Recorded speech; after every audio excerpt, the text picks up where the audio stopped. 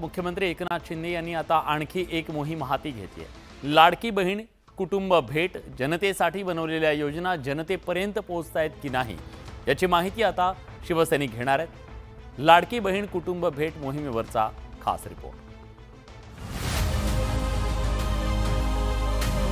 मुख्यमंत्री लाडकी बहीण योजनेनंतर शिवसेनेनं आणखी एक मोहीम हाती घेतली आहे। लाडकी बहीण कुटुंब भेट या मोहिमेअंतर्गत प्रत्येक भागातले शिवसैनिक दररोज 10 घरांना भेट देणार आहेत। घरातल्या बहिणींना सरकारी योजनांची माहिती देणार आहेत। पहिले बघूया नेमकी ही मोहीम काय आहे।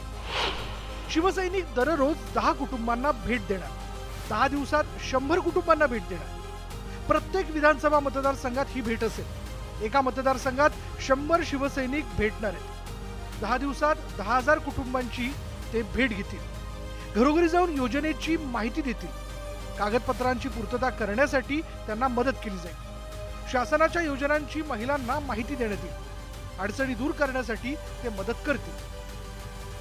माननीय मुख्यमंत्री एकनाथ शिंदे साहेबांच्या संकल्पनेतून शिवसेना लाडकी बहीण कुटुंब भेट म्हणजे प्रत्येक शिवसैनिकांनी, कार्यकर्त्यांनी, पदाधिकाऱ्यांनी या गणेशोत्सवाच्या निमित्ताने गणेशोत्सवात आणि गणेशोत्सवानंतर प्रत्येक कार्यकर्त्यांनी, पदाधिकाऱ्यांनी 10 घरं रोज त्या लाडक्या बहिणींच्या घरी त्यांना जायचंय। त्या लाडक्या बहिणींपर्यंत पोहोचायचंय। जे लाभार्थी आहेत, जे लाभार्थी नाही अशा दोन्ही कुटुंबापर्यंत आपल्याला पोहोचायचंय आणि त्यांच्या कुटुंबाबरोबर जाऊन बोलायचंय। योजनेमध्ये काही टेक्निकल फॉल्ट आहे का, तुमच्यापर्यंत ही योजना बरोबर पोहोचते का, पैसे तुमच्या अकाउंटमध्ये दर महिन्याला येत आहेत की नाही। सरकारनं लोक उपयोगी अनेक योजना सुरू केल्या। त्यामध्ये लाडकी बहीण योजना, लाडकी लेक योजना, वयश्री योजना, शेतकऱ्यांसाठी मोफत वीज बिल योजना, युवा कार्य प्रशिक्षण योजना, मोफत अन्नपूर्णा योजना।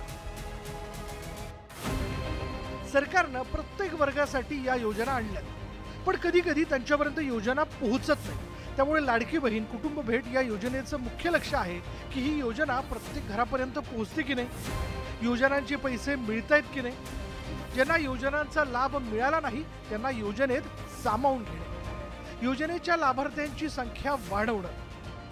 लाडकी बहिणीच्या कुटुंबामध्ये जर ज्येष्ठ नागरिक असेल तर त्यांना वयोश्री अंतर्गत रजिस्टर करून घेणं, जेणेकरून त्यांना 3,000 रुपये त्यांच्या अकाउंटमध्ये दरवर्षी मिळतील।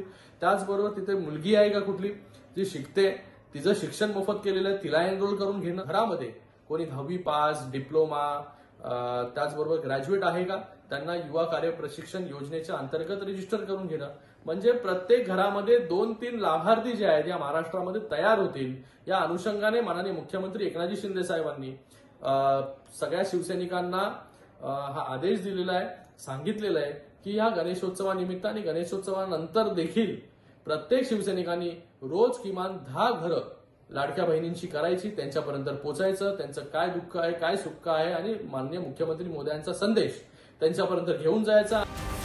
मुख्यमंत्री एकनाथ शिंदेंच्या या संकल्पनेतून ही योजना आखण्यात आली आहे। फक्त शिवसैनिकच नाही तर मुख्यमंत्रीही काही घरांना भेट देणार आहेत। मुख्यमंत्री फक्त योजना बनवून थांबले नाहीत तर त्याच्या अंमलबजावणीवरही लक्ष ठेवण्यात। ब्युरो रिपोर्टसह उदय जाधव, न्यूज 18 लोकमत।